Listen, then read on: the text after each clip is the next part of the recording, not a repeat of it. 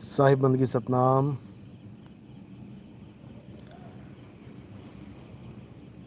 तो परमपिता परमात्मा की अपार कृपा, बंदी छोड़ की अद्भुत कृपा, जो ये मूल ज्ञान अब उन लोगों को समझ में आने लगा है जो लोग शुरू में इसका विरोध करते थे। बहुत से पंथों के जो कोऑर्डिनेटर थे, जो मेन हेड थे, कोई जिला कोऑर्डिनेटर, कोई प्रदेश कोऑर्डिनेटर, कोई तहसील कोऑर्डिनेटर, आज वो लोग इस ज्ञान को समझ के माफ़ी मांग रहे हैं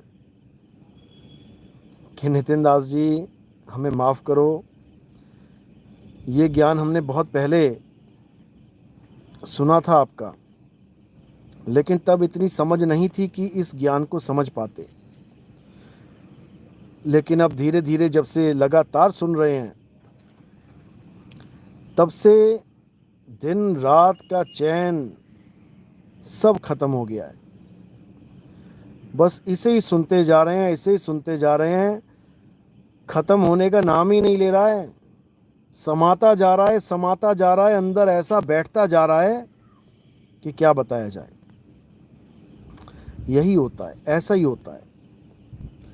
हमारे जितने भी शिष्य हैं, जो विवेकी शिष्य हैं,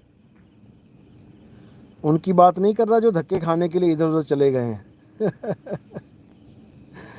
क्योंकि हर पंथ में ऐसे लोग आते ही हैं जो अविवेक के शिकार हो जाते हैं।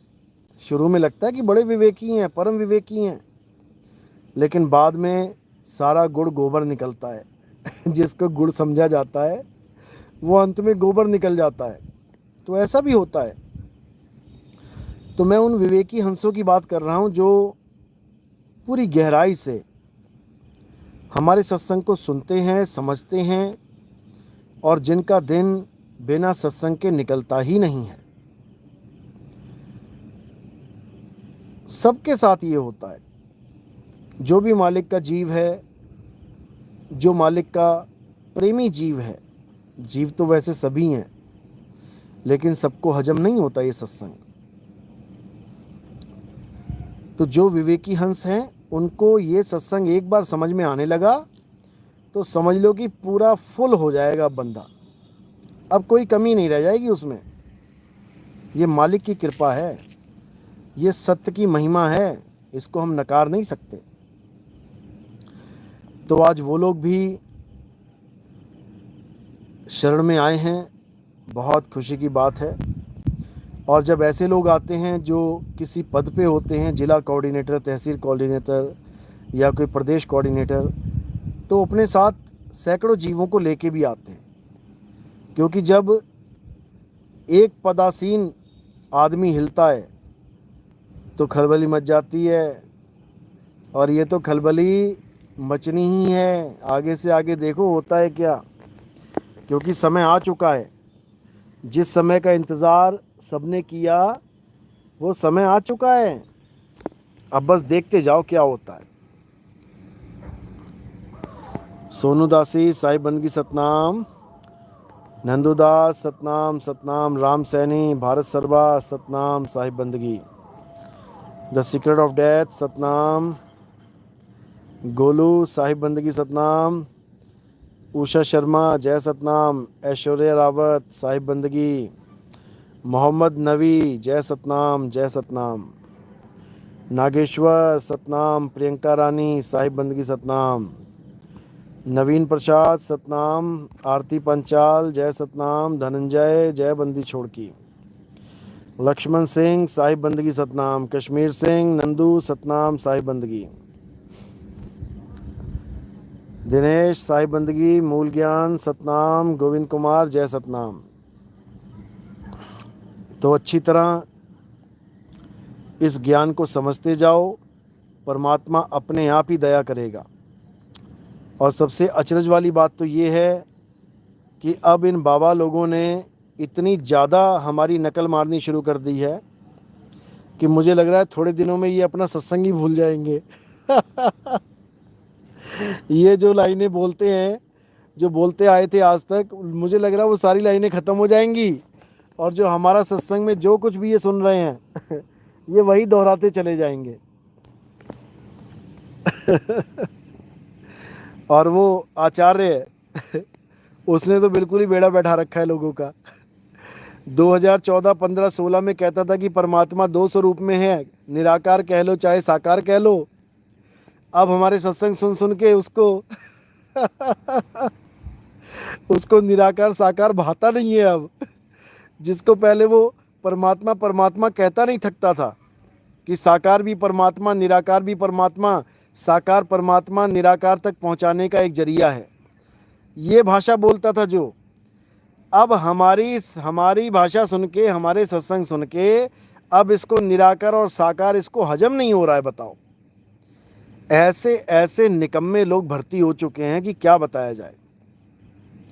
अब जन्माष्टमी की रील बना रहा है कि कृष्ण जी क्या कभी पैदा होते हैं जो तुम कृष्ण जी की जन्माष्टमी मना रहे हो? अरे तू क्या पैदा होता है जो अपनी डेट ऑफ बर्थ लिख रहा है? जो राजू को काजू बनाने की बात कर रहा है कि राजू कभी काजू बन के नहीं आएगा, राजू कभी है ही नहीं।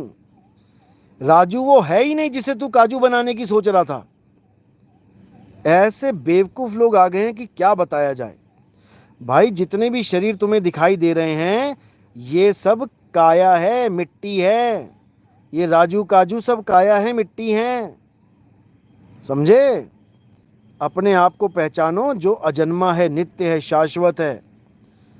जब आत्मा की बात आती है तो कोई अपनी डिग्रियां नहीं लगाता फिरता कि मैं फलाना, मैं ढिकाना, मैं डॉक्टर, मैं इंजीनियर, मैं IITN, ये सब नहीं लगाता कोई।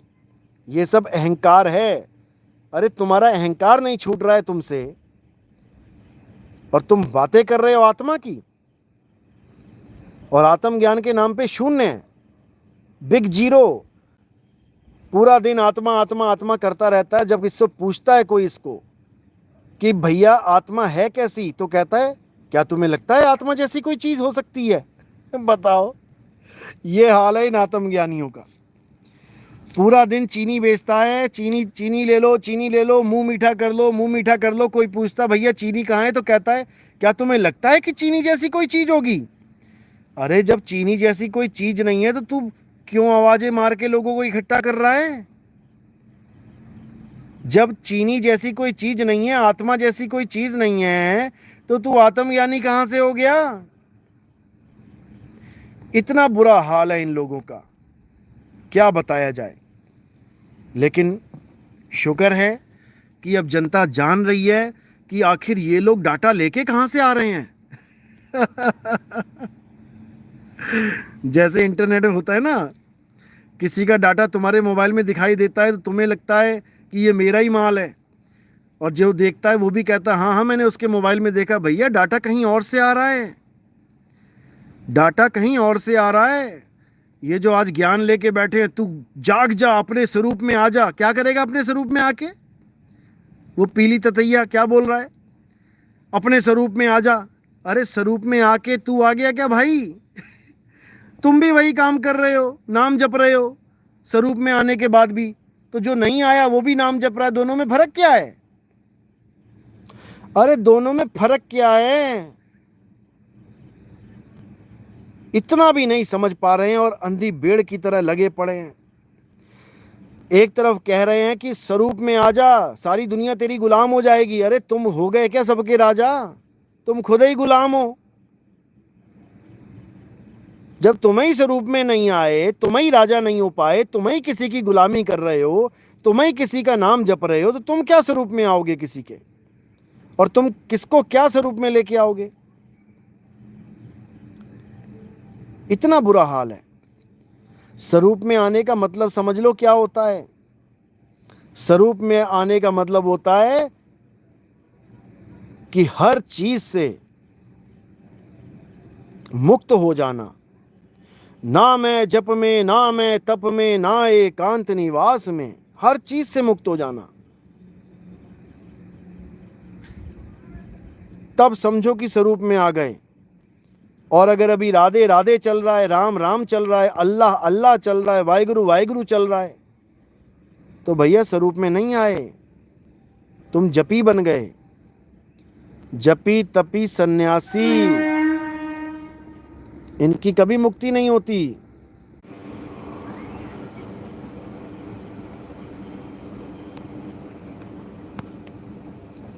तो ये सब अक्षरों के गुलाम हैं, ये अक्षर चट्टू हैं, ये 52 अक्षरी गुलाम हैं ये लोग। इनसे ये गुलामी कभी छूटने वाली नहीं है। स्वरूप में आ जाने का मतलब होता है राजा बन जाना, बादशाह हो जाना। अब वो किसी का नाम नहीं जपता, वो अपने स्वरूप में रहता है। लेकिन इनके समझ में ये आने वाला नहीं है, और हमारी नकल मार के स्वरूप ज्ञान की बातें करने लग गए। पत्थर की पूजा करने वाले स्वरूप ज्ञान की बातें करने लग जाएंगे तो मेरे भाई फिर बचेगा क्या इस संसार में। पत्थर को भगवान मानने वाले स्वरूप की बातें करने लग जाएंगे तो पत्थर की पूजा कौन करेगा? मंदिर कौन जाएगा फिर?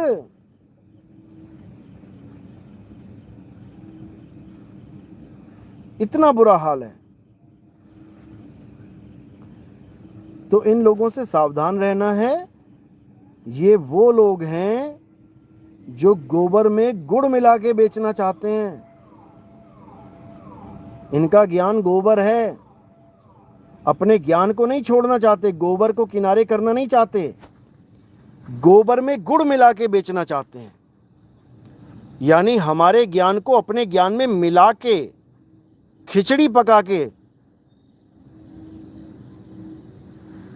ये परोसना चाहते हैं। उससे क्या हो जाएगा भाई? उससे क्या हो जाएगा? तुम्हारा वही हाल रहेगा जो तुम आज हो। भले तुम 100 बार कह लो स्वरूप में आ जाओ, स्वरूप में आ जाओ, कहने से स्वरूप में आ जाएंगे क्या? नाम जपने से स्वरूप में आ जाएंगे क्या? पत्थर पूजने से स्वरूप में आ जाएंगे क्या? अपने स्वरूप में रहना सीखो। पहले स्वरूप का ज्ञान प्राप्त करो किसी गुरु से, जो तुम्हारे मंत्र छुड़वा दे, जो तुम्हारी पूजा पाठ छुड़वा दे, जो तुम्हारे हवन यज्ञ छुड़वा दे, जो तुम्हारे 52 अक्षर छुड़वा दे, जो तुम्हारा ये वाहिगुरु वाहिगुरु जाप छुड़वा दे, जो तुम्हारा अल्लाहु अल्लाहु जाप छुड़वा दे, जो तुम्हारा हालेलुया हालेलुया मंत्र छुड़वा दे, जो तुम्हारे सारे नाम छुड़वा दे, और तुम्हें स्वरूप का ज्ञान दे कि तुम्हारा स्वरूप क्या है। बहुत जप लिए नाम, बहुत जप लिए 52 अक्षर, अब स्वरूप में आने की बात करो। अब सत्य स्वरूप को जानो, हमारा स्वरूप क्या है। जिस दिन तुम अपना स्वरूप जान गए, समझो उस दिन तुम राम जी को भी जान जाओगे, तुम कृष्ण जी को भी जान जाओगे, तुम हनुमान जी को भी जान जाओगे। ऐसा कोई बचेगा ही नहीं जिसको तुम जान नहीं पाओगे। तुम अपने माँ को जान लोगे, अपने पिता को जान लोगे, अपने गुरु को जान लोगे, तुम खुदा को जान लोगे, और छोड़ो, तुम वाहिगुरु को जान लोगे, तुम अल्लाह को जान लोगे, तुम राम को जान लोगे, तुम सबको जान जाओगे। ऐसा कोई बचेगा ही नहीं जिसको तुम जान नहीं पाओगे। लेकिन ये तब होगा जब तुम ऐसे गुरु की शरण में जाओगे जो तुम्हें स्वरूप ज्ञान दे, तुम्हें मंत्र ज्ञान ना दे। मंत्रों से तो पीछा छुड़वा दे तुम्हारा, समझ लो।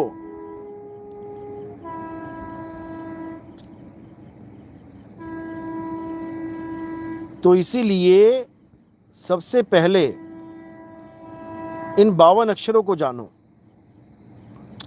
ये 52 अक्षर क्या हैं, कहाँ से पैदा होते हैं, किसने पैदा किए, इसकी पहुंच कहाँ तक है, दौड़ कहाँ तक है, ये जानो।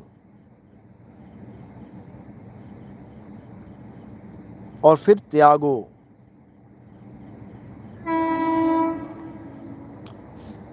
मर्द का चेला।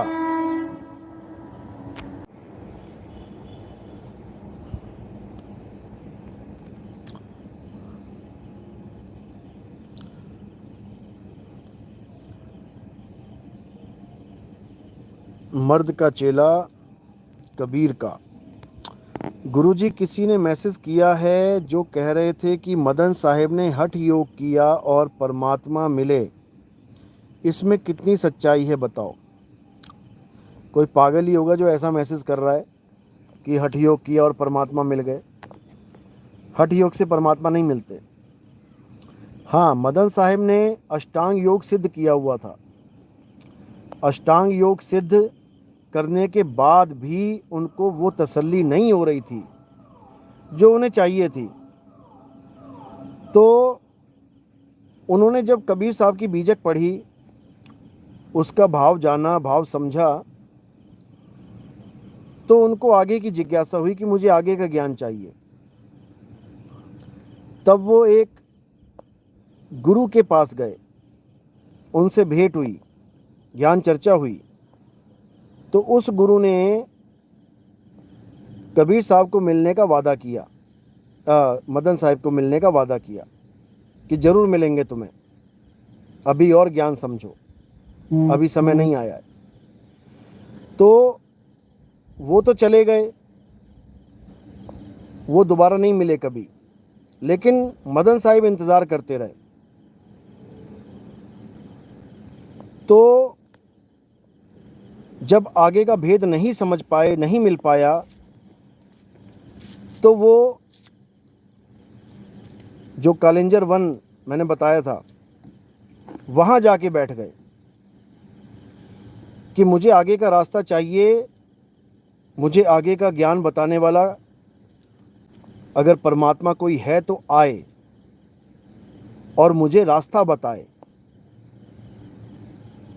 7 दिन तक वो भक्ति करते रहे। उन्होंने प्रण ले लिया कि 7 दिन तक मैं भक्ति करूँगा, मालिक को याद करूँगा, अरदास लगाऊँगा कि वो आएं और रास्ता बताएं, नहीं तो मैं गला काट दूँगा, अपने गले को काट दूँगा, फिर जीवन से कोई फ़ायदा नहीं है। जब परमात्मा ही नहीं मिला तो ये जीवन जीने का फ़ायदा ही क्या है। क्योंकि ये पूर्व निर्धारित था कि ऐसा ही होना है, तो ऐसा ही हुआ। जब 7 दिन पूरे हुए तो तलवार लेके जब उन्होंने देखा कि कोई नहीं आया, परमात्मा आए ही नहीं, कोई गुरु भी नहीं भेजा अपना कि कोई संत महात्मा को भेज देते, अब जीने का कोई फ़ायदा नहीं। तो 7वें दिन उठ के जब वो तलवार से गर्दन काटने लगे, तभी उनका हाथ किसी ने पकड़ा। तब उन्होंने पूछा, महाराज आप कौन हो भाई? तो महाराज बोले, तू कर क्या रहा है ये बता पहले। वो कहता है कि भाई मैं तो 7 दिन की समाधि में था, मालिक को याद कर रहा था, और अगर वो नहीं आए तो मैंने अपनी गर्दन काटने का वचन दे दिया था। तो वो बोले कि तुझे चाहिए क्या, ये तो बता। बोले आपको नहीं पता है मुझे क्या चाहिए, आपकी समझ में नहीं आएगी। बोले तू बता तो सही।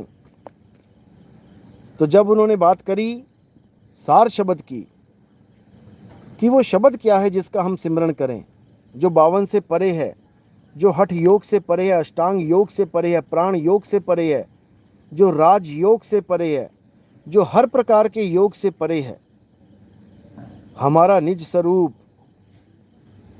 तब उनको ये ज्ञान दिया गया, समझाया गया, साधना बताई गई। गुरु बन के परमात्मा ही आते हैं, साधना बताते हैं, ये उनकी लीला होती है। सूरत के द्वारा ये सारा काम चलता है, और उस सूरत को नौतम सूरत कहते हैं। जो ये सारा काम करती है उसको नौतम सूरत कहते हैं। वो परमात्मा की अपनी सूरत है, जिसको हम ज्ञानी भी कहते हैं। वो सूरत का काम ही यही होता है, जीवों को जगाना, संतों को रास्ता बताना। जो संत धक्के खा खा के परमात्मा को प्राप्त नहीं कर पाए, जप तप व्रत सब कुछ कर डाला, परमात्मा को प्राप्त नहीं कर पाए, तो नौतम सूरत आती है फिर काम करने के लिए। ये परमात्मा की अपार कृपा होती है, लीला होती है बंदी छोड़ की।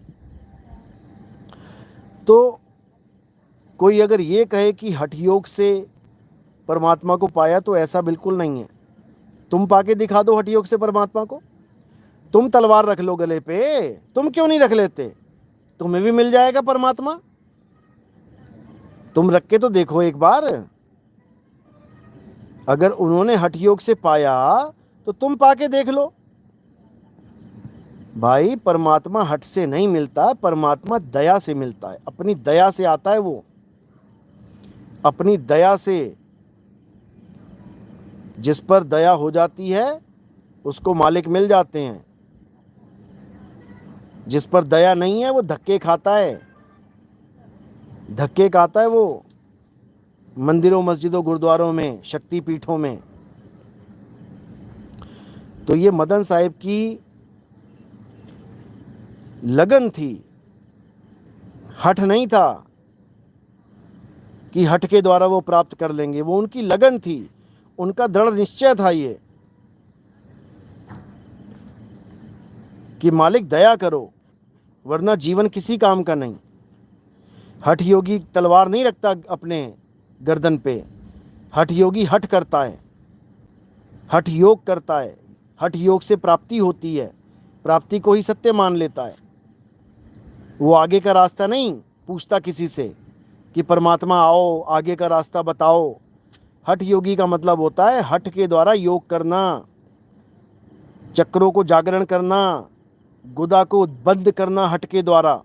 जो ये नर्मदा वाला बाबा है ना, नर्मदे हर, ये अपनी गुदा को सिकोड़ता है बार बार, हठ करता है ये, अपनी काया के साथ खिलवाड़ करता है, अपनी काया के साथ जोर लगाता है, जबरदस्ती करता है।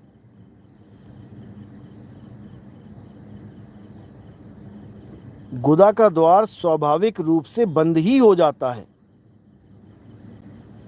अगर बंद ना हो तो तुम्हें समझ में आ जाए क्या होता है। वो स्वाभाविक रूप से बंद होता ही है, इलास्टिसिटी की तरह, इलास्टिक की तरह। उसका काम ही यही है। जिसने वो बनाया है उसने बड़े सोच समझ के बनाया है। उसको तुम जबरदस्ती बंद करो, खींचो अंदर की तरफ। रबड़ बैंड समझ लिया इन लोगों ने गुदा को। ऐसे निकम्मे पैदा हो गए धरती पे कि क्या बताया जाए। ये हठ योग है मेरे भाई, ये मूल बंद, गुदा बंद हठ योगियों का काम है। ये सहज योगियों का काम नहीं है। इतना भी इनको अकल नहीं है। अभी करूंगा इसके ऊपर सत्संग पूरा। संतोषो सतगुरु मोहे भावे, जो भोग में जोग सिखावे। करूंगा, उसमें समझाऊंगा तुम्हें क्या है खेल।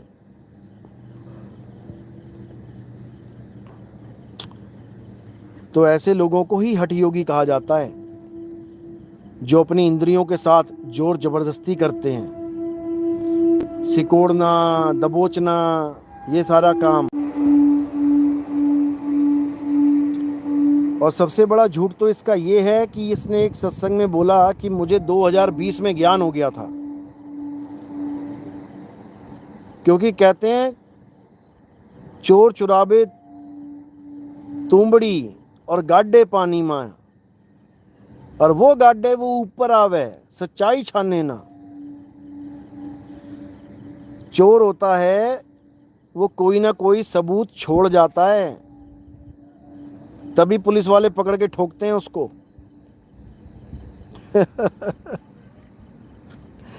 अब ये बाबा एक क्या कह रहा है, क्योंकि इसको भी किसी ने गाइड कर दिया है, हमारा ही कोई चेला होगा लगभग, दिमाग तो यही जा रहा है मेरा। कह दिया होगा किसी ने, बाबा 2020 का खेल है सारा, जब आएगा बीसम बीसा तुम भी बोल दो कि मुझे 2020 में ज्ञान हो गया है। अब बाबा ने सोचा समझा कुछ है नहीं, और एक लाइव में बोल दिया कि मुझे 2020 में ज्ञान हो गया था। अब इस मूर्खानंद बाबा ने, कहते ना नकल को भी अकल चाहिए, इस बाबा ने अपने YouTube चैनल पे जो 2022 में खोला है इसने, उस पे लिखा है कि दास अभी तक सत्य के लिए खाक छान रहा है। 2022 में इसने अपना YouTube चैनल खोला है और उसके डिस्क्रिप्शन में लिखा है इसने कि ये दास अभी तक सत्य के लिए खाक छान रहा है, अभी इसको सत्य मिला नहीं है 2022 में। अब बेचारा वो डिलीट करना भूल गया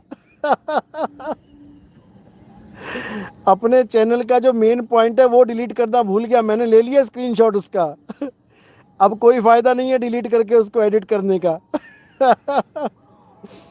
और अपने सत्संग में बोल रहा है कि मुझे 2020 में ज्ञान हो गया। तो परमात्मा ने नितिन दास की ड्यूटी लगा रखी है, इन चोरों की बाल का खाल कैसे निकालना है वो हम अच्छे से जानते हैं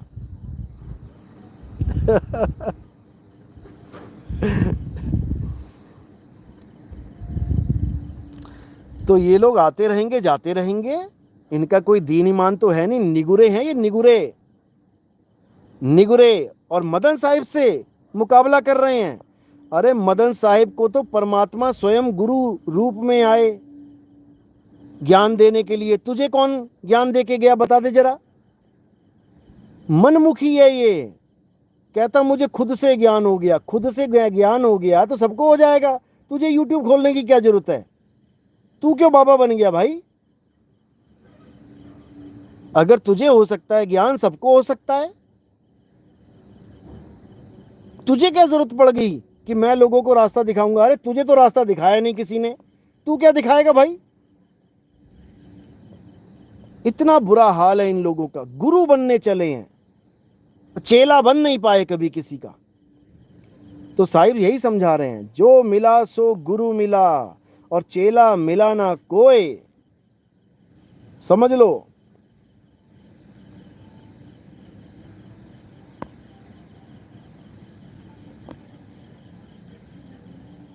विमलेश, अपने भक्तों ने बताया है, बिल्कुल ये 2020 का खेल जो है ना, ये मालिक की वाणियों में दर्ज है।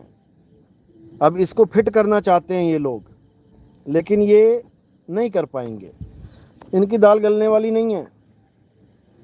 वो जितने गुरुओं के पास में गया वो मुझे ज्ञान नहीं दे पाए, ऐसा था वैसा था, फिर मुझे अपने आप ज्ञान हो गया। अरे भैया अपने आप ज्ञान नहीं होता, अपने आप बेड़ा गर्क होता है, ज्ञान गुरु से होता है। शक्ति पीठों में घूम घूम के आया, वहाँ पे पूड़ी लंगड़ खा के ज्ञान नहीं हो गया तुझे, हलवा पूड़ी खा के ज्ञान हो जाता है, गुरु के सानिध्य में जाके ज्ञान होता है। बातें बड़ी बड़ी कर रहा है, गुरु के बिना मुक्ति नहीं होगी, गुरु ऐसा होना चाहिए, गुरु वैसा, और खुद का कोई गुरु नहीं है। इतना बुरा हाल है इन लोगों का।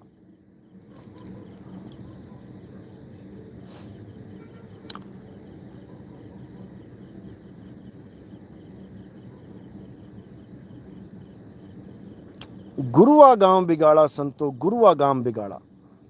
इन गुरुआ लोगों ने गांव के गांव बिगाड़ दिए, थोड़ी सी माया के चक्कर में।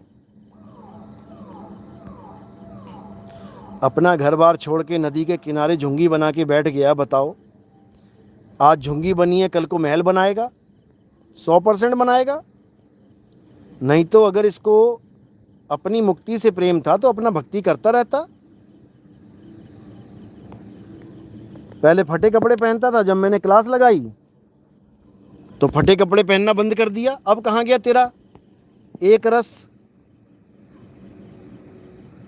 हमारे सत्संग सुनता है, सुन सुन के बोल रहा था एक दिन, एक रस होता है साधु, एक रस। अब तेरे 2 रस आ गए। पहले फटे कपड़े को कहता था मेरी यूनिफॉर्म है ये, तुम्हें क्या प्रॉब्लम है मेरी यूनिफॉर्म से। अब अपनी यूनिफॉर्म फेंक दी इसने अब अपनी यूनिफॉर्म फेंक दी इसने, अब पता नहीं किसकी यूनिफॉर्म पहन के आ गया तो ऐसे लोग आते रहते हैं जाते रहते हैं, इन लोगों के मुंह नहीं लगना चाहिए। अपनी भक्ति करो, अपना जो संस्कार मिला है गुरु के द्वारा बस उसको पकड़ो, बाकी छोड़ो। ये अपना जन्म बर्बाद करने आते हैं और 2 4 5 10 लोगों का और कभी करके चले जाते हैं, जाने दो उसको।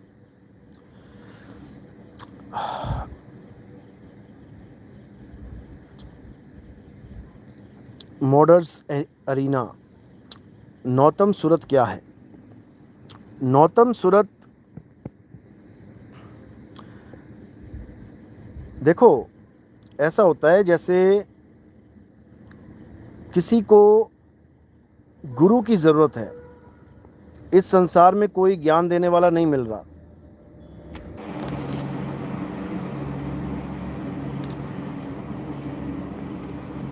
नौ, नौतम सूरत क्या होता है? नौतम सूरत, बाकी भी सूरत हैं, आपके पास भी सूरत है, हमारे पास भी सूरत है, सबके पास सूरत है। नौतम सूरत होता है जब परमात्मा, अल्लाह, वाहिगुरु, गॉड किसी को ज्ञान देना चाहता है, रास्ता बताना चाहता है कि ये बेचारा जीव भटक रहा है, इसको मैं रास्ता बता दूं, तब नौतम सूरत जो है वो वर्क करती है वो भी सूरत, लेकिन उसको ज्ञानी बोला जाता है। वो ज्ञानी है, वो जहाँ पर भी आके काया को ग्रहण करेगी वो गुरु का रूप धारण कर लेती है और वो ज्ञान दे के वापस अपने मूल में समा जाती है। जैसे आप लोग कहते हो नबी, जैसे ईसा मसीह को गिना जाता है कि ईसा मसीह आए और वापस समा गए, मरे नहीं, समा गए, चले गए। लोग कहते ना ईसा मसीह मरे नहीं है। नौतम सूरत कभी मरती नहीं है। सूरत तो कोई भी नहीं मरती, लेकिन नौतम सूरत फंसती नहीं है, इस माया के जाल में फंसती नहीं है। वो यहाँ का भी जानती है और वहाँ का भी जानती है। इसका प्रमाण कबीर साहब की वाणी में मिलता है। वो जब मैं इसके ऊपर सत्संग करूँगा ना तो अच्छे से समझाऊंगा इसको, लेकिन अभी इतना समझ लो, नौतम सूरत का मतलब होता है एक ऐसी सूरत जो स्वयं परमात्मा की है और वो ज्ञान ही देने आती है, उसका और कोई काम नहीं होता है। और नौतम का मतलब होता है नया। अगर आप नौतम का पर्यायवाची देखेंगे तो उसका मतलब है नया, यानी ऐसा ज्ञान देगी वो आके जो बिल्कुल नया होगा। है वो सबसे पुराना ज्ञान, लेकिन छुप जाने के कारण, गुप्त हो जाने के कारण वो जब उजागर होता है तो नया ही लगता है कि ये तो बिल्कुल नया ज्ञान आ गया, जबकि यही सबसे पुराना ज्ञान है। इसके अलावा कोई ज्ञान है ही नहीं, इसके अलावा सारा अज्ञान है। तो उसको नौतम सूरत कहते हैं। इसका पूरा खुलासा जब मैं सत्संग करूंगा 209 के आगे तो आपको एक एक चीज़ समझाऊंगा। 209 तक मैंने स्टॉप इसलिए किया है क्योंकि 209 सुनकर ही इतने गुरु बन बैठे हैं, इतने गुरु यूट्यूब पे बन बैठे हैं। नए तो बैठे बैठे हैं, जो पुराने वाले हैं उन्होंने भी ऐसा घोलम घोल काम कर दिया है। हमारे सत्संग सुन सुन के अपनी भाषा ही बदल दी इन लोगों ने। तो अगर मैंने और ज़्यादा ज्ञान दे दिया तो ये तो सतगुरु बन बैठेंगे फिर ये कहेंगे हम ही परमात्मा हैं, हम ही नौतम सूरत हैं तो अभी इनको इतने में ही सिमटा दिया मैंने। अभी आगे का ज्ञान जब खोलेंगे, जब इनका पूरा इनका खात्मा होगा ना अच्छे से, जब लोगों को अच्छे से समझ में आ जाएगा कि ये कितने पानी में थे और ये कहाँ की बात कहाँ लेके बोल रहे हैं, इनके पास सारा ज्ञान अपडेट जो हो रहा है कहाँ से हो रहा है, जब लोग ये समझ जाएंगे उसके बाद आगे का ज्ञान खोला जाएगा जिससे पूरा संसार एक होगा। फिर हिंदू, मुस्लिम, सिख, ईसाई ये सब खेल नहीं चलेगा। फिर केवल आत्मज्ञान की बात चलेगी। फिर अल्लाह, वाहिगुरु, गॉड के नाम पे झगड़े नहीं होंगे। फिर उसको पाने के लिए मुहिम चलेंगे कि कैसे भी प्राप्त करो उसको। इस काया के छोड़ने से पहले पहले अल्लाह को प्राप्त करना है, वाहिगुरु को प्राप्त करना है, राम को प्राप्त करना है। फिर झगड़े नहीं चलेंगे। बस देखते जाओ आगे से आगे होता क्या है, समझ में आ जाएगा। और देखो सबसे बड़ी बात ये होती है कि परमात्मा ने जो कार्य करना है उसके पीछे बहुत से गुप्त भेद होते हैं, राज होते हैं। ये बड़े राज गहरे होते हैं, ये आम आदमी के समझ में नहीं आएंगे। और परमात्मा ने जो काम करना होता है वो पहले ही वाणियों में दर्ज करवा देता है, पहले ही ग्रंथों में उसके बारे में जिक्र कर देता है। ये परमात्मा की महिमा है, ये जीवों की भलाई के लिए किया जाता है। जैसे आज आप जो ज्ञान समझ रहे हैं, जो आपको मैं समझा रहा हूं, वो पहले से ही वाणियों में दर्ज है। और आप यकीन मानो कि ये वाणियां मैंने सत्संग जब मैंने शुरू किए 2018 में, उसके बाद खोली हैं। ये मैंने पहले कभी नहीं देखी ये वाणियां। केवल मैंने एक अनुराग सागर ही पढ़ा था। यहाँ तक कि गीता भी मैंने बाद में खंगाली है, और उसमें जो जो सार ज्ञान था वो मैंने सब रख के निकाल के आपके सामने रखा है। तो ये सारा ज्ञान पहले से दर्ज है, और ये केवल आपकी मदद के लिए है, ताकि आप सत्य असत्य का निर्णय ग्रंथों के द्वारा कर पाओ। केवल मेरी बातों में नहीं आ जाना है, केवल मेरी बात को सत्य नहीं मान लेना है, आप ग्रंथ के द्वारा मैच करो कि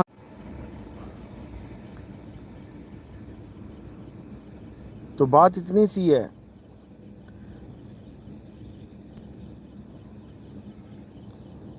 अगर वाणियों में दर्ज ना होता तो बड़ा मुश्किल होता समझना आपको, लेकिन वाणियों में दर्ज है। संतों ने पहले से ही सारे भेद खोल रखे हैं वाणियों में, बस उसका भावार्थ नहीं किया। इसलिए ये अज्ञानी जीव कभी समझ ही नहीं पाते कि आखिर संतों ने बोला क्या है। गा लेंगे पूरी पूरी रात भजन, रट लेंगे अच्छे से, लेकिन उस भेद को नहीं जानते कि संत बोल क्या गए। बस वही भेद मैं अब खोल रहा हूँ, यही मेरा काम है, उन भेदों को खोलना जिसको प्राप्त करके आपकी गतिमत हो जाएगी, आपकी गति हो जाएगी। तो ये सारा कुछ पहले से ही दर्ज है, हर चीज पहले से दर्ज है।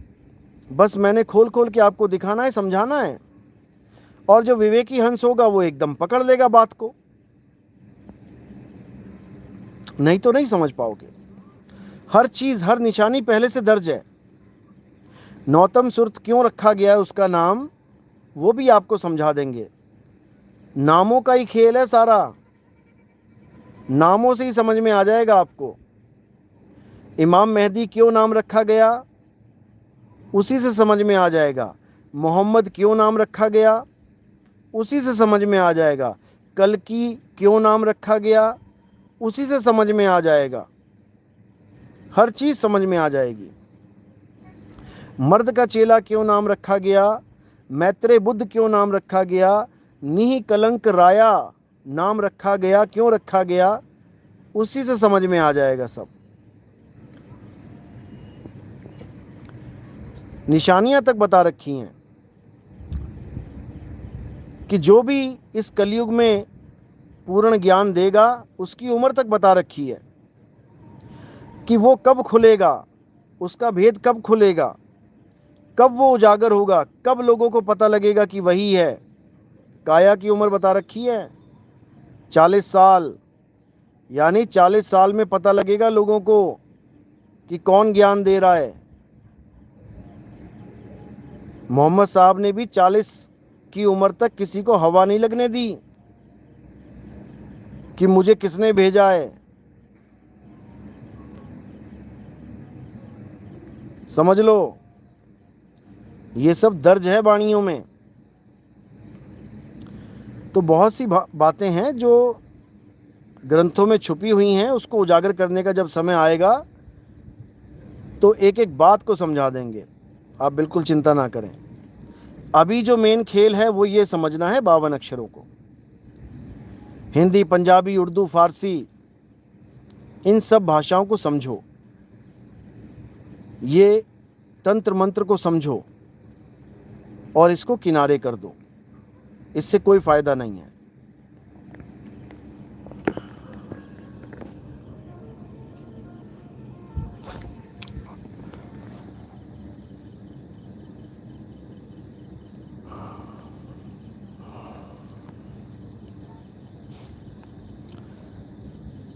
देखो, एस्ट्रोलॉजर बहुत कुछ बोलते रहते हैं, कोई प्रमाण तो होता नहीं उनके पास, जो मन में आया बोल दिया।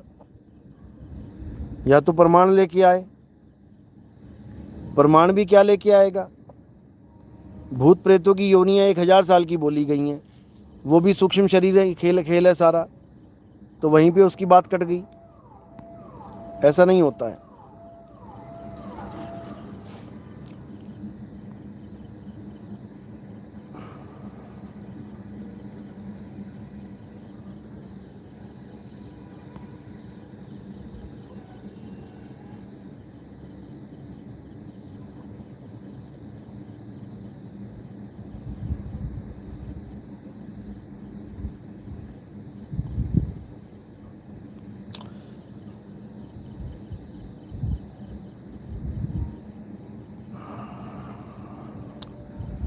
सतनाम सतनाम।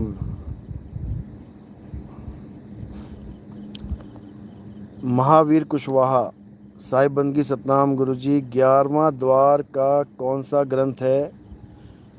ग्रंथ में लिखा है, रामपाल जी के चेले पूछ रहे थे। उनको मेरा नंबर दे देना, उनको सब कुछ भेज देंगे। वो तो 12वां द्वार भी लेके बैठे हुए हैं। वाणी का अर्थ का अनर्थ कर दिया 12वें द्वार बता के।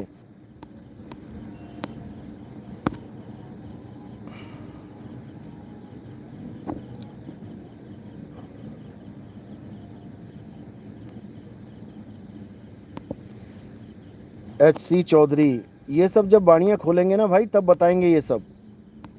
आप जो मैं बता रहा हूँ उसको समझो पहले। ये उलटवासियाँ होती कबीर साहब की, जब खोलेंगे तब बताएंगे। सतनाम सतनाम।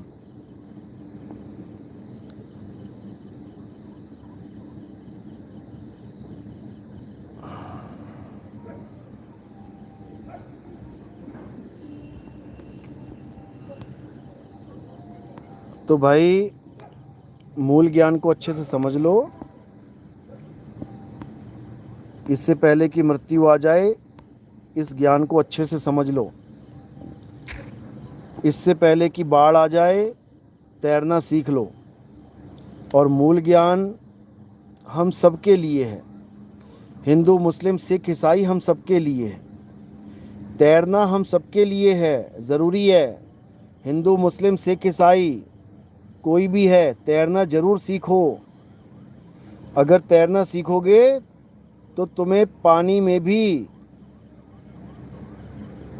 मौत से बचने का तरीका मिल जाएगा।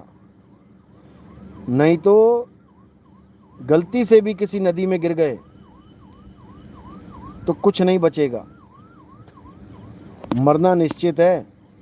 फिर चाहे तुम अल्लाह को याद करो मुसलमान हो, तो चाहे राम को याद करो हिंदू हो, तो चाहे वाहेगुरु को याद करो सिख हो। वो एक सिख भाई था ना, स्विमिंग पूल में मर गया था। वो इंडियन आइडल में आया था, वो पता नहीं किस में, बड़ा गायक था वो। स्विमिंग पूल में ही गिर गया वो, स्विमिंग पूल में उसकी मौत हो गई। स्विमिंग पूल तो 6 फुट से कम ही होता है, उसमें मर गया वो। अब पता नहीं मारा किसी ने कि क्या हुआ, लेकिन उसकी मौत स्विमिंग पूल में ही हुई थी।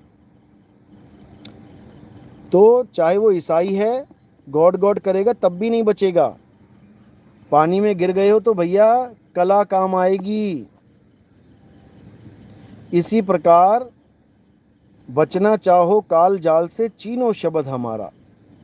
अगर मृत्यु से बचना चाहते हो कि तुम्हारी मौत ही ना हो, तो तुम जीना सीख लो।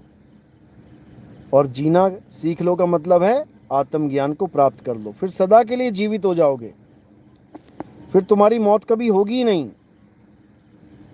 कौन मरेगा? शरीर मरेगा, तुम नहीं मरोगे। अभी तुम्हें लगेगा हाय मैं मर गया, लेकिन फिर शरीर को तुम छोड़ोगे खुद से, पूरे होशो हवास में, और शरीर को छोड़ के किनारे हो जाओगे, अपने स्वरूप में आ जाओगे। समझ लो।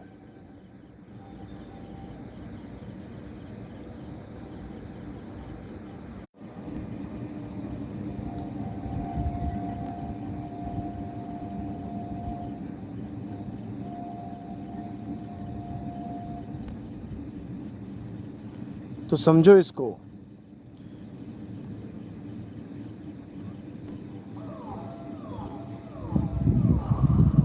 घनश्याम चौरसिया, आपसे मिलकर मन थोड़ा हल्का हुआ, आपको हार्दिक दिल से प्रणाम। अच्छी बात है। पहले तो ये दिमाग से निकाल दो कि ये दुनिया में जो भी कुछ तुम्हें दिख रहा है ये सच है। बिल्कुल दिमाग से निकाल दो। यहाँ पर बड़े से बड़ा लैंडलॉर्ड है, वो भी मरेगा, और गरीब से गरीब इंसान है, वो भी मरेगा। ये दुनिया केवल इसलिए बनाई गई है, ये इंसान जन्म इसलिए मिला है ताकि तुम इस सफ़र में उस चीज़ को प्राप्त कर लो जिसको प्राप्त करने के बाद तुम्हारा सफ़र सदा के लिए ख़त्म हो जाएगा। कोई तुम्हें छोड़ के चला गया या कोई तुम्हारे जीवन में आ गया, इससे कोई फ़र्क ही नहीं पड़ता। इससे कोई फ़र्क नहीं पड़ता तुम्हारे लक्ष्य को। याद रखो, किसी का पति मर गया, वो सोचती है अब मैं जी के क्या करूँगी। किसी की पत्नी मर गई, वो बेचारा डिप्रेशन में चला गया। अरे भाई, तुम्हें यही नहीं पता कि तुम करने क्या आए हो, तभी तो तुम डिप्रेशन में जा रहे हो। जो पहाड़ की चोटियों पे जाते हैं, 20-20 लोग जाते हैं इकट्ठे, और रास्ते में मरते जाते हैं लोग।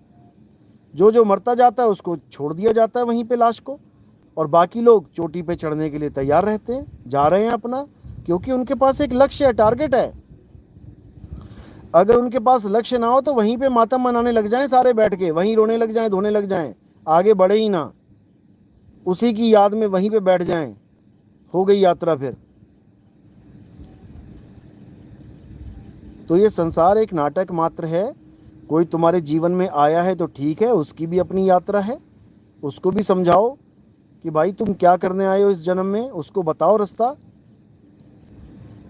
और कोई तुम्हारे जीवन से चला गया तो वो उसकी यात्रा है, चला गया, जाने दो उसको, अगला जन्म लेके फिर अपनी यात्रा शुरू करेगा।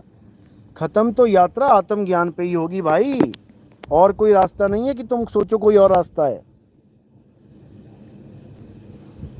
इसके अलावा कोई रास्ता नहीं है, भूल जाओ। तो बात चल रही है डूबने की, तैरने की। तो बात चली रही है तो तुम्हें समझा देता हूं। अगर तुम्हें तैरना नहीं भी आता, दुनियावी तैरने की बात कर रहा हूं, कि गुरु का काम होता है ज्ञान समझाना, और जिससे किसी का फायदा हो सके। तो सबसे इजी वे आपको बताता हूं मैं तैरने के लिए। बात चली है तैरने की, क्योंकि शायद मेरी बात किसी की जान बचाने के काम आ जाए। जब भी हम पानी में डूब रहे होते हैं तो हमें कहते हैं डूबते को तिनके का सहारा। जब भी कोई पानी में डूब रहा होता है वो कैसे बचेगा? अगर उसके हाथ में कोई ऐसी चीज़ आ जाए, जैसे रबड़ की ट्यूब है, उसमें हवा भरी हुई है, और वो उसके हाथ में आ गई, तो वो डूबेगा नहीं। या कोई मटका है, घड़ा है, वो घड़ा उसके हाथ में आ गया और उसने घड़े का मुंह पानी की तरफ करके, नीचे को करके अगर उस घड़े को उल्टा करके पकड़ लिया तो वो डूबेगा नहीं। कारण क्या है? क्योंकि उसके पास पर्याप्त वायु आ गई है। अब अगर तुम्हारे हाथ में कुछ भी ना हो और तुम्हें तैरना ना आता हो तो तुम 100% डूबोगे, इसमें कोई शक नहीं है। लेकिन अगर तुमने अगर तुम्हें तैरना नहीं आता और तुम पानी में गिर जाते हो तो तुम्हारे बचने की केवल एक उम्मीद तब है अगर तुम्हारे पास पर्याप्त वायु हो, चाहे वो ट्यूब में है चाहे वो घड़े में है। और अगर तुम्हारे पास कुछ भी नहीं है तब भी तुम्हारे पास एक ऐसा सिस्टम दिया है परमात्मा ने, अगर तुम उस सिस्टम को यूज़ कर लो तो पानी की इतनी मजाल नहीं कि वो तुम्हें डुबा सके। वो सिस्टम क्या है? तुम्हारे पास ऑटोमेटिकली तुम्हारी बॉडी में जो एयर बैग हैं वो फिट हैं। कौन से एयर बैग? तुम्हारे फेफड़े, लंग्स। जिनको तैरना नहीं आता बिल्कुल भी, अगर बाय चांस उनका पैर स्लिप होता है और वो पानी में गिर जाते हैं, किसी नदी में गिर जाते हैं, तो घबराना बिल्कुल नहीं है। एक पूरी पेट भर के सांस खींचनी है, गिरते गिरते ही चाहे सांस खींच लेना। या एक बार तो पानी जरूर ऊपर लेके आता है, क्योंकि एक बार तो सांस तुम्हारे अंदर होती है। तो जैसे ही तुम ऊपर आते हो वैसे ही तुमने पूरी सांस खींच के नाक और मुंह बंद कर लेना है। अब पानी की मजाल नहीं कि तुम्हें डुबो सके, बस आपने हाथ पैर नहीं मारने हैं, बिल्कुल ढीले छोड़ दो हाथ पैर। जैसे मेंढक देखा है ना तुमने, पानी की सतह पे एकदम हाथ पैर सीधे करके एकदम पेट फुला के हवा हवा पेट में भर के एकदम वाटर लेवल पे लेटा होता है, बिल्कुल उसी तरह लेट जाओगे तुम भी। तो इसको हमेशा दिमाग में रखना। जिसको तैरना आता है बहुत अच्छी बात है, जिसको तैरना नहीं आता ये प्रैक्टिकल तुम कर लेना, चाहे कहीं पे जाके कोई गांव में आसपास तालाब हो। गांव वालों को तो आता ही है, बच्चे बच्चे को तैरना आता होता है। शहर वाले बेचारे नहीं इस चीज़ का आनंद ले पाते हैं, उनको स्विमिंग पूल में जाना पड़ता है। वहाँ पर भी कम से कम 15-20 दिन तो गोते ही खाते रहते हैं। तो कुछ नहीं करना है, सांस को पूरा भर के पेट में और पूरे शरीर को ढीला छोड़ दो, मुंह कर लो ऊपर की तरफ, आसमान की तरफ। तो जैसे ही सांस खत्म हुई एकदम निकाल के दोबारा भर ली, डूब नहीं पाओगे। अब इसी को प्रैक्टिस करना है और बिना नाक पकड़े मुंह ऊपर रखने की कोशिश करना है। उसके बाद हाथों को चलाना है, चप्पू की तरह चलाओगे और तुम आगे बढ़ते चले जाओगे। हो गया बैक स्ट्रोक। इसको बैक स्ट्रोक कहते हैं। मुंह ऊपर रहेगा हवा की तरफ और नीचे पीठ रहेगी। बैक स्ट्रोक एक ऐसा स्ट्रोक है, तुम कितना भी तैर लो इसमें तुम्हारी थकान नहीं होती है। नदी के फ्लो के साथ बहते चले जाओ, 50 किलोमीटर बह जाओगे, कोई दिक्कत नहीं है। बस कोई मगरमच्छ ना पकड़ ले फिर तुम्हारा राम नाम सत्य है। तो इसलिए हमें तैरना सीखना है। इसमें नहीं चक्कर में पड़ना है कि हिंदू है कि मुसलमान है कि सिख है कि ईसाई है। भव सागर में सबको गोते खाने पड़ेंगे, मौत से सबको जूझना है एक दिन। तो मौत से बचने के लिए आत्मज्ञान बना है, आत्मज्ञान की पढ़ाई बनी है। वो चाहे हिंदू है, चाहे मुसलमान, चाहे सिख, चाहे ईसाई, हम किसी के धर्म को कन्वर्ट करने नहीं आए भाई। हिंदू है हिंदू बना रहे, मुसलमान है मुसलमान बना रहे, सिख है सिख बना रहे, ईसाई है ईसाई बना रहे। किसी को नाम बदलने की ज़रूरत नहीं, किसी को जात बदलने की ज़रूरत नहीं, किसी को कुछ बदलने की ज़रूरत ही नहीं है।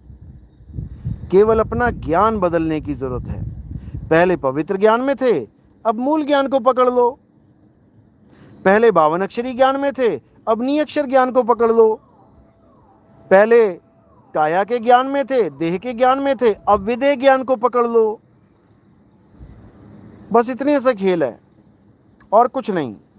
इसके अलावा सब बकवास है, सब झूठ है। जो भी ये दुकानें अपनी चला रहे हैं ये थोड़े दिन की और हैं बस। अभी जब विकटें गिरनी शुरू हो जाएंगी ना, फिर झड़ी लग जाएगी। फिर इन्होंने जो लाखों करोड़ों के मंदिर मस्जिद बना रखे हैं ये सब खाली हो जाएंगे, कोई रहेगा ही नहीं वहाँ पहुँचने वाला। देखते जाओ आगे से आगे क्या होता है। इतना भयंकर समय आने वाला है।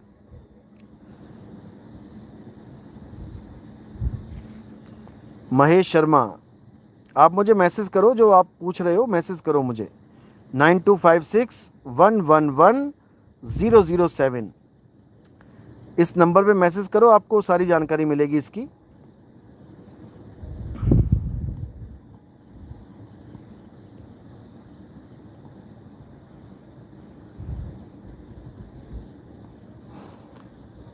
सतनाम सतनाम सतनाम। हर्ष, अगर सपने में हनुमान जी आए तो इसका क्या मतलब है, प्लीज़ बताइए गुरुदेव। देखो, चाहे हनुमान जी आए, चाहे राम जी आए, चाहे शंकर जी आए, ये आते कब हैं समझ लो, जब आपका ध्यान इनकी तरफ ज़्यादा हो, आपने इनकी खूब पूजा पाठ करी है, इनका खूब नाम जपा है, तो ये ज़रूर आ जाएंगे। लेकिन वो सत्य नहीं है। हनुमान जी कोई शरीर है ही नहीं, राम जी कोई शरीर है ही नहीं, कृष्ण जी कोई शरीर है ही नहीं। तो अगर शरीर ने दर्शन भी दे दिए तुम्हें, तो तुम्हें शरीर के दर्शन हुए, जो वो है ही नहीं, तो उसका क्या मतलब निकालोगे? कोई आदमी कार में घूम रहा है, तुमने कार के दर्शन कर लिए, तुमने उस आदमी के ड्राइवर के तो दर्शन किए ही नहीं, तो उससे क्या मतलब निकालोगे? उसका मतलब यही है कि तुम्हारा ध्यान अभी तक कार में ही अटका पड़ा है, इसलिए क्या कार के दर्शन हो रहे हैं, इससे ज़्यादा कुछ नहीं। तो कृष्ण जी को गाड़ी मत समझो भाई, कृष्ण जी को रथ मत समझो। ये 10 इंद्रियों का रथ जिसको दशरथ कहते हैं, ये कृष्ण जी को मत समझ लेना। आजकल ये आचार्य भी हमारा ही भाषा बोलने लग गया है, कृष्ण जी अजन्मे हैं, कृष्ण जी ऐसे हैं वैसे हैं। अरे भैया, तो वो राजू भी तो अजन्मा है, जिसको तू राजू से काजू बना रहा है। वो क्यों नहीं दिखाई दे रहा तुझे कि राजू अजन्मा है? उसको कह रहा है कि तू मिट्टी में मिल जाएगा, मरने के बाद तेरी मिट्टी हो जाएगी, मिट्टी में मिल जाएगा। अरे वो शरीर है ही नहीं तो मिट्टी में कैसे मिल जाएगा? आज ये ज्ञानी बना पड़ा है ये हमारे सत्संग सुन सुन के, और आने वाले समय में इसकी सारी वीडियोज़ है हमारे पास।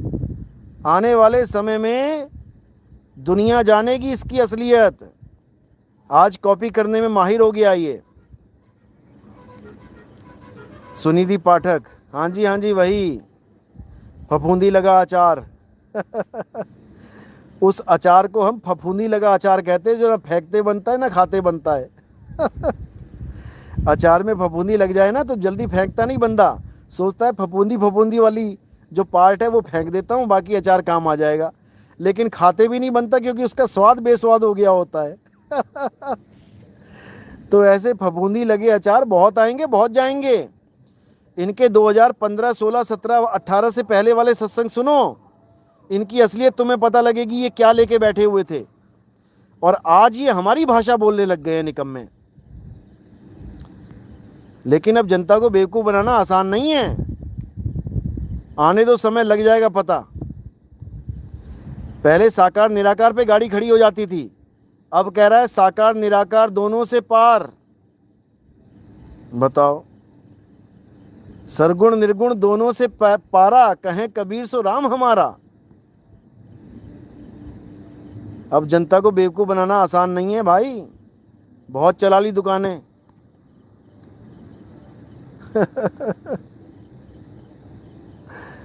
तो पहले सत्संग सुनो ध्यान से, सत्य को जानो, आत्मा को जानना है। ये फफूंदी लगे अचार ये आत्मा को जनवा नहीं सकते।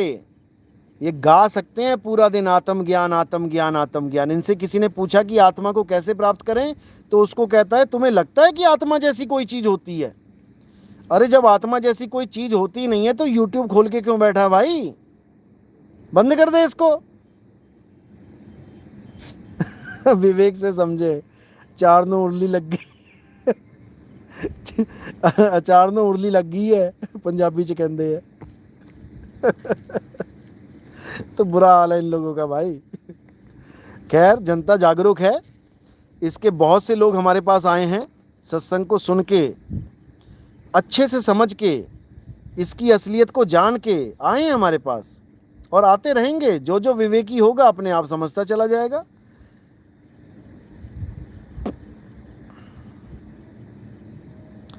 उषा शर्मा, अब तो राधा स्वामी वाले भी आपके सत्संग की नकल करने लग गए हैं। अरे सब करेंगे भाई, सब करेंगे, मजबूरी बन जाएगी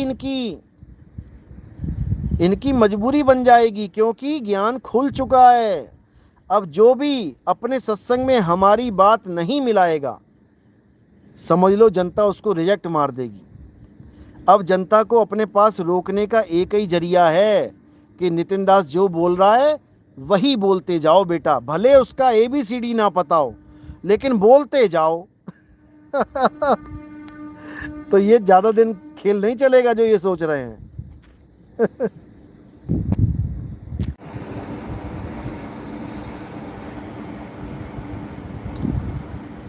सतनाम सतनाम।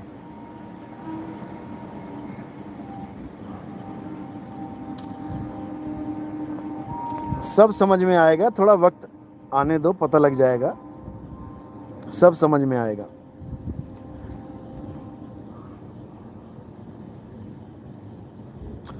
जयंत महंत, सही है, आपका ज्ञान सुनने के बाद बाकियों का फीका लगने लग जाता है, क्योंकि ये मूल ज्ञान है भाई।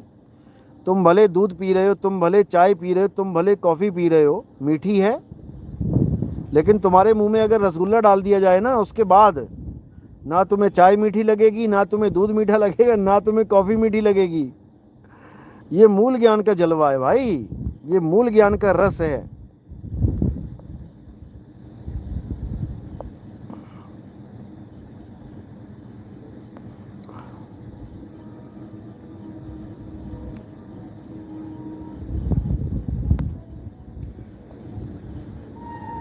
तो जैसे लिखा होता है ना, नक्कालों से सावधान, जो ब्रांड होते हैं वो ये लिखते हैं नक्कालों से सावधान, बस वही खेल यहाँ चल रहा है, समझ लो, वही खेल, सेम डिट्टो। तो इससे वही बचेगा जो